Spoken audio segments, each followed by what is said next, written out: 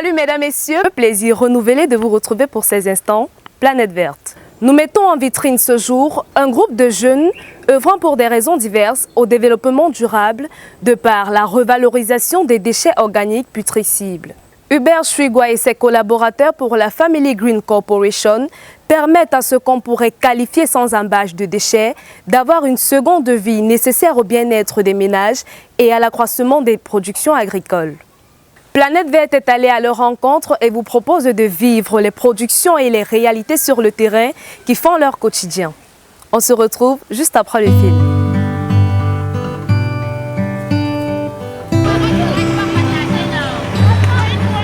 La zone de Penja, un des grands bassins agricoles du Cameroun, est située dans le département du Mungu. Ici, les populations vivent essentiellement des productions agricoles locales. Au bord de la route, se marchandent les fruits issus des récoltes. Entre vendeurs et acheteurs, les négociations vont bon train. Au finish, chacun y trouve son compte. Les cultures effectuées grâce au dynamisme des populations permettent de renforcer l'économie camerounaise, notamment au niveau de la balance commerciale. L'économie est considérée dans le monde comme un pilier majeur du développement durable. Développer durablement fait également appel à une dimension environnementale et sociale. Les enjeux environnementaux sont à prendre sérieusement en compte à Penja, où l'on s'accoutume peu à peu aux problèmes des grandes métropoles en matière de traitement de déchets. Bien que Penja soit considérée comme un grenier communautaire, la commune rurale produit aussi de nombreux déchets organiques putricibles résultant des produits post-récolte. C'est pour répondre positivement à la problématique environnementale et sociale liée aux déchets que la Family Green Corporation a établi son siège social à Penja. À l'entrée de l'entreprise philanthropique, les sacs de collecte nous renseignent sur l'intérêt porté sur le tri des déchets à la base. La première chose qu'on voit lorsqu'on arrive chez nous, c'est trier vos déchets pour mieux gérer vos déchets. C'est la base. Après le message du tri vient le message de l'action. Parce que le tri se fait à la base, à la maison, partout. Mais pour agir, il faut avoir un lieu particulier. Hubert Chuigua est cofondateur de la Family Green Corporation.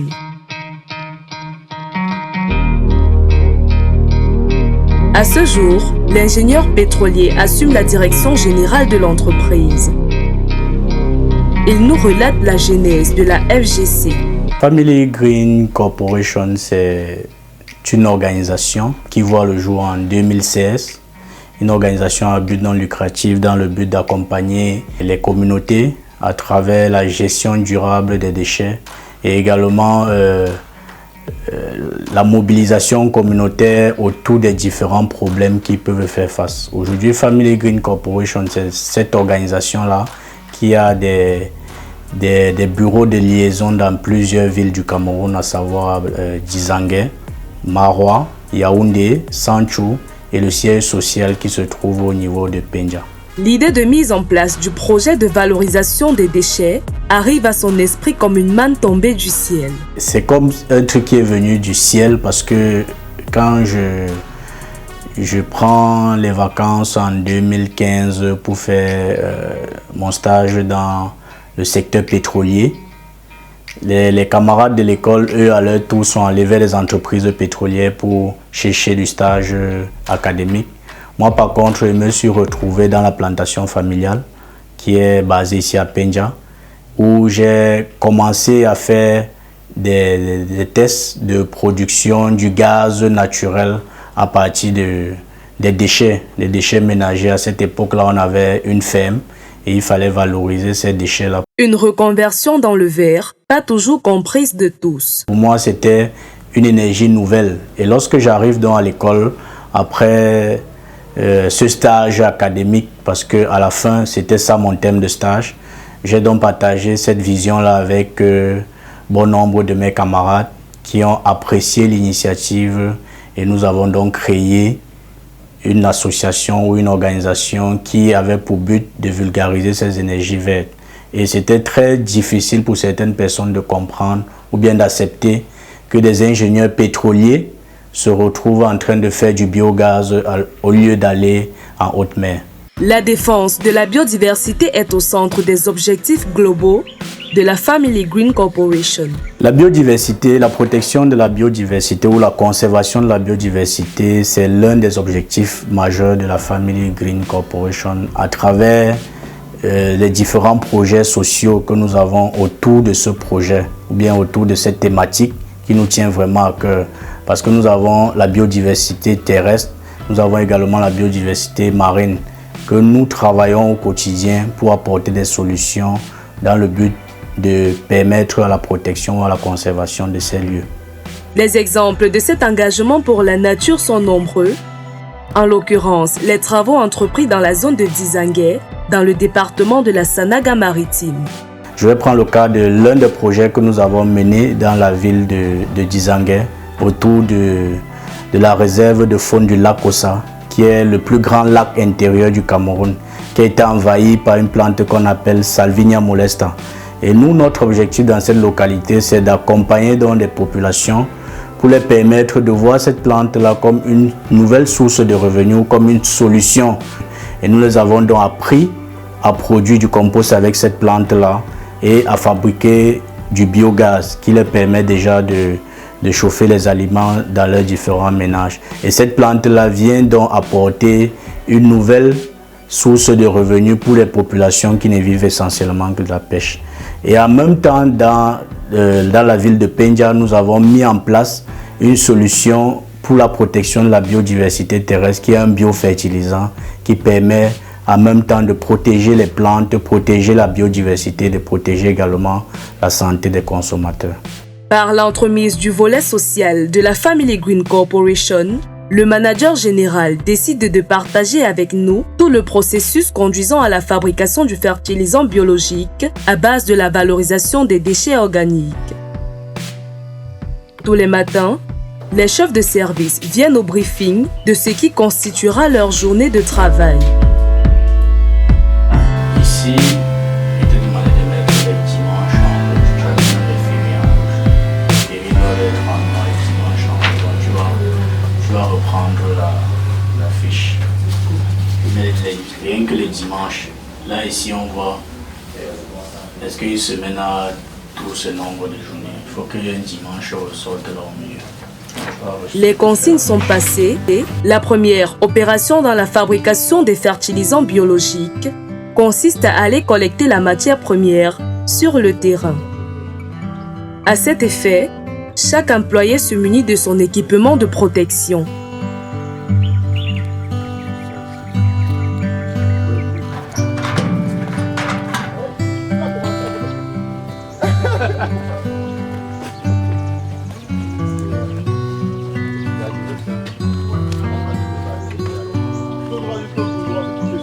Les engins prennent alors la route pour la collecte sur le terrain.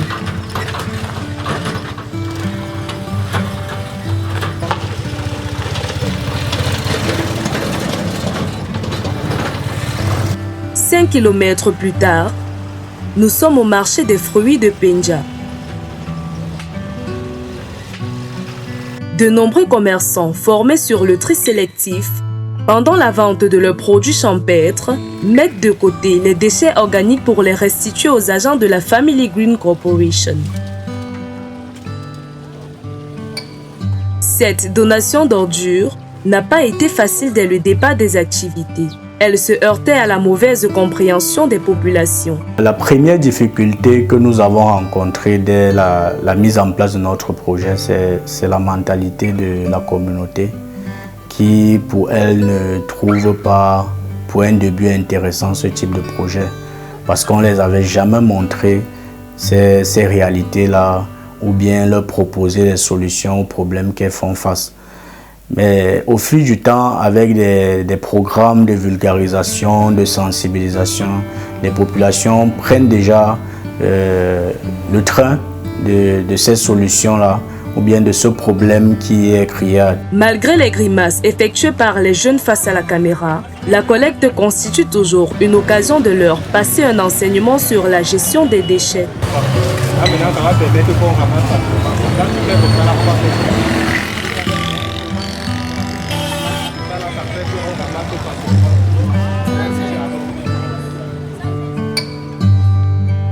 La collecte terminée, il est temps de retourner à l'usine pour la suite du processus.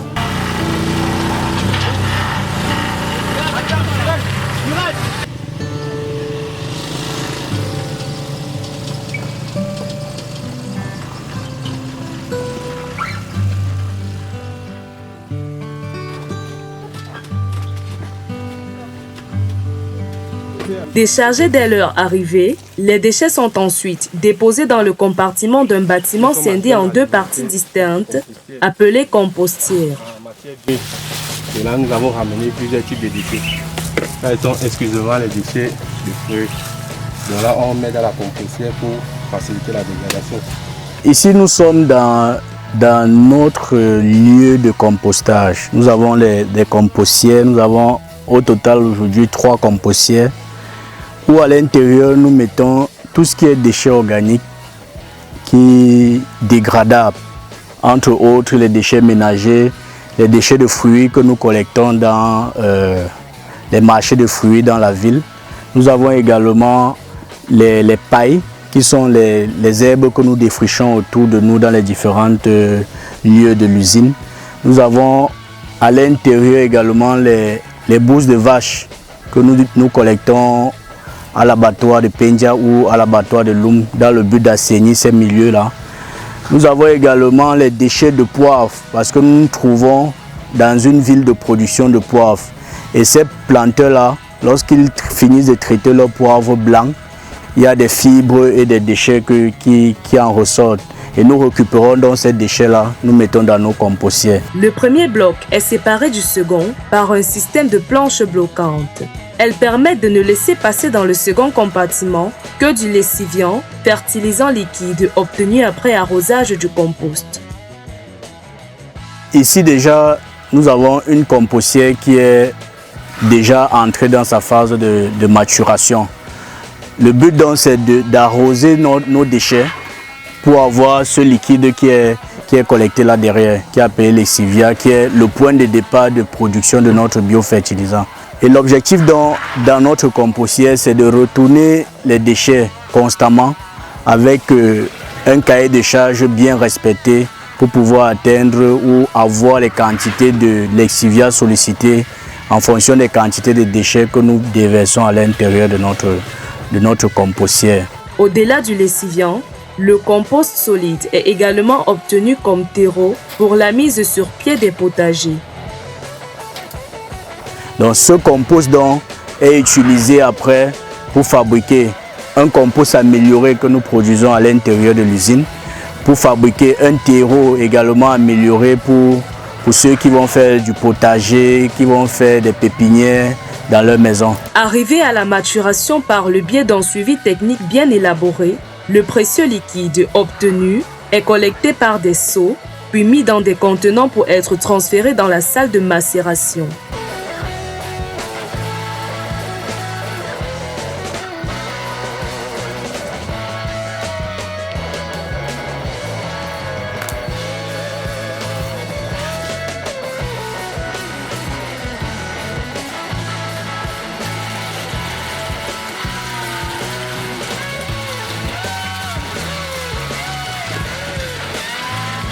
Dans cette salle, la biosécurité est de rigueur et les affichages nous l'indiquent clairement. Ici, pour une période de 14 jours, plusieurs fûts de lessiviant vont bénéficier d'un premier complément constitué de plantes envahissantes, fauchées dans la nature, mais riches en éléments importants pour renforcer son efficacité. Après compostage, donc, nous récupérons le lessivia que nous ramenons ici dans la salle de macération.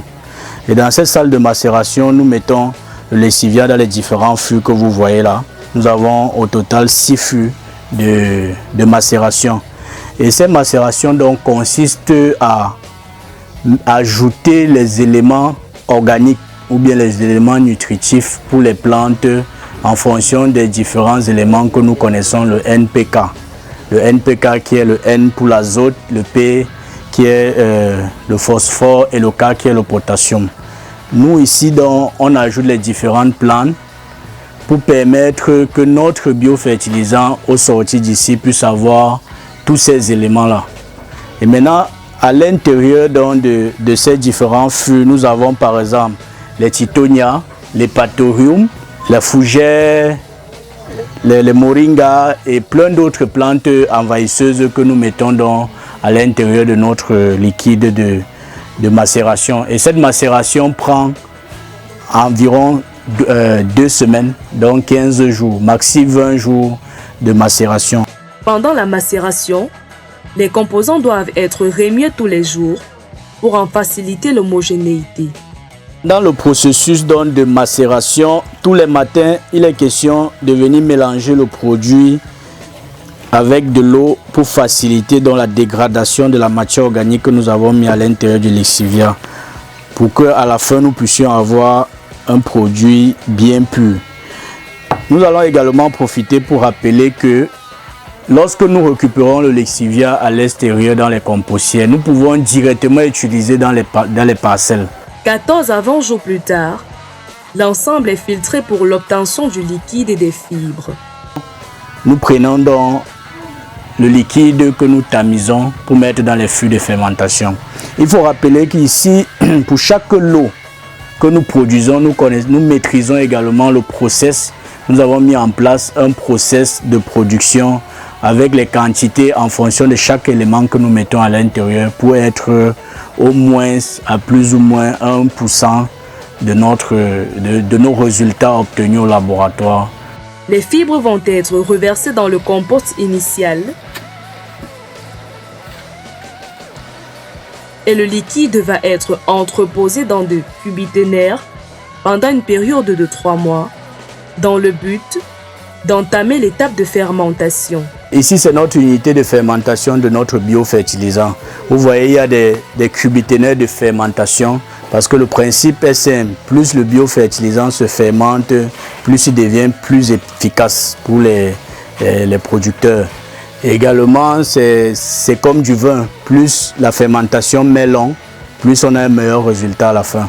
Mais nous, dans notre process, dans notre procédé, on fait 3 mois de fermentation. Vous voyez, chaque lot a une étiquette avec la date d'entrée et la date probable de sortie. Donc après cette date-là, nous avons le résultat que nous voulons avoir. Et pendant cette fermentation, nous produisons également du biogaz à travers le système de fermentation de ce biofertilisant. Vous allez voir des systèmes connectés là pour produire du biogaz. À cette phase de production, le produit bénéficie d'un additif supplémentaire biologique pour optimiser le concentré et permettre une meilleure résilience de la plante dans les champs. Pendant le processus de fermentation, nous avons des éléments que nous ajoutons pour améliorer les pourcentages des oligo-éléments comme le calcium, le magnésium, le fer. Nous avons une particularité qu'on ajoute la poudre de biochar pour permettre à notre biofertilisant de permettre à la plante d'être plus résistante en saison sèche. Et ça va permettre donc au sol à avoir une bonne rétention en eau. Pendant les 3 mois passés en cubiténaire, le liquide est quotidiennement remué. La fermentation achevée, on peut constater après extraction dans des contenants que la couleur est devenue noire foncée, contrairement au lessiviant de départ, qui lui présentait une coloration plus claire. Signe de réussite de la fabrication du biofertilisant avec un ratio de solution pour 15 litres d'eau. Vous allez voir comment se comporte le produit à la fin. Là, on a notre biofertilisant qui est déjà prêt à utiliser. 100 ml pour 15 litres d'eau.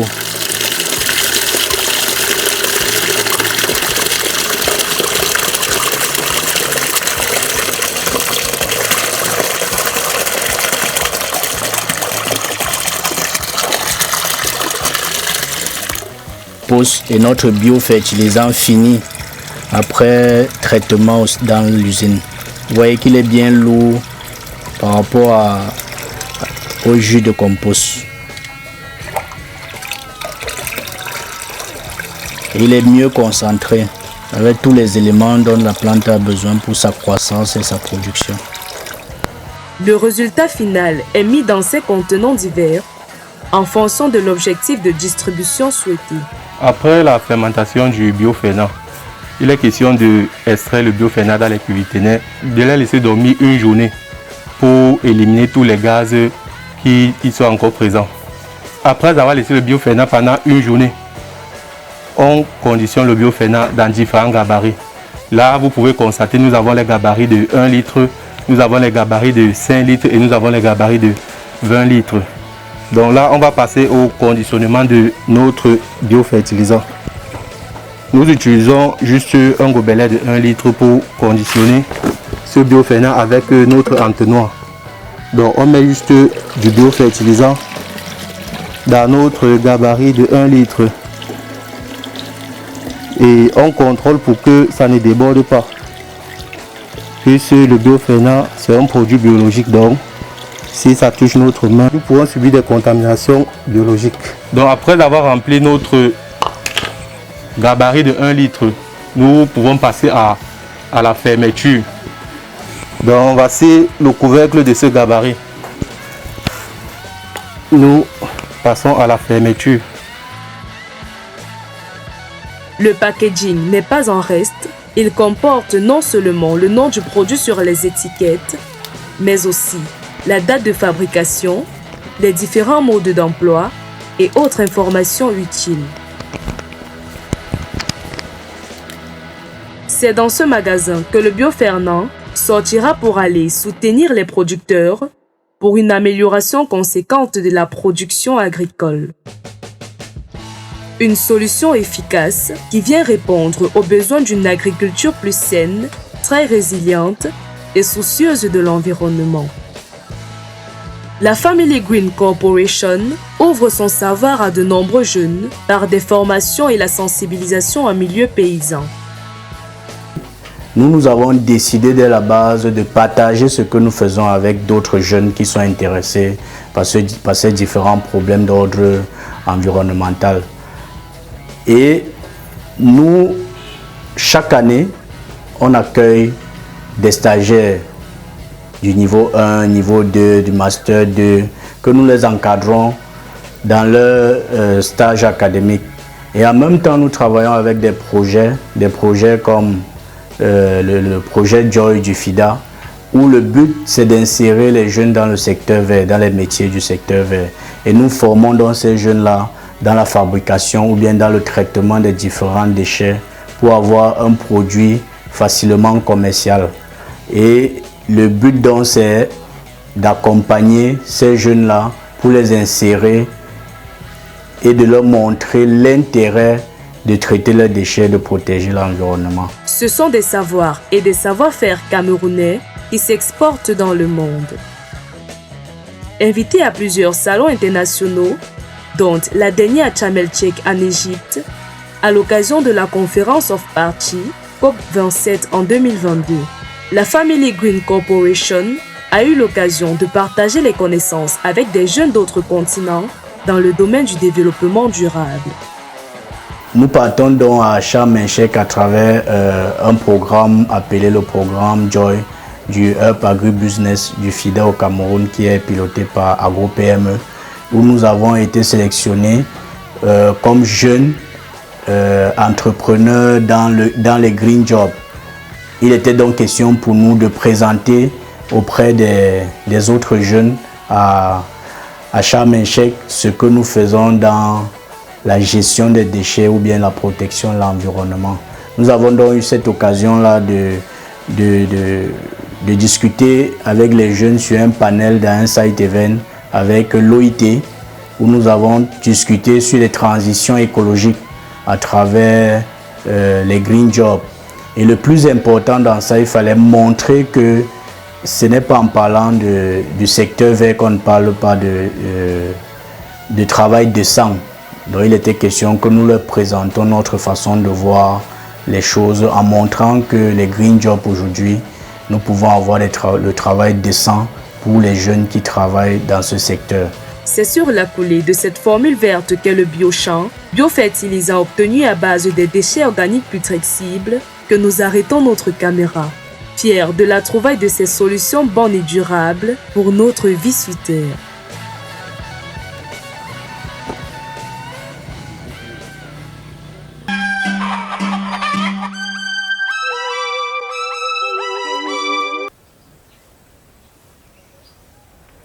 Espérons que vous avez pu apprécier le travail de recycleur de Hubert et ses collaborateurs pour l'obtention des meilleures productions agricoles, mais également pour la protection de notre environnement. Nous vous exhortons, chers téléspectateurs en quête d'emploi, de faire davantage pour sortir du chômage, mais pareillement pour contribuer à votre niveau, aussi minime soit-il, au développement économique et à la protection de l'environnement. Sur ce, nous prenons congé et renouvelons votre invite à nous suivre la semaine prochaine pour une autre édition de Planète Verte. Bye bye!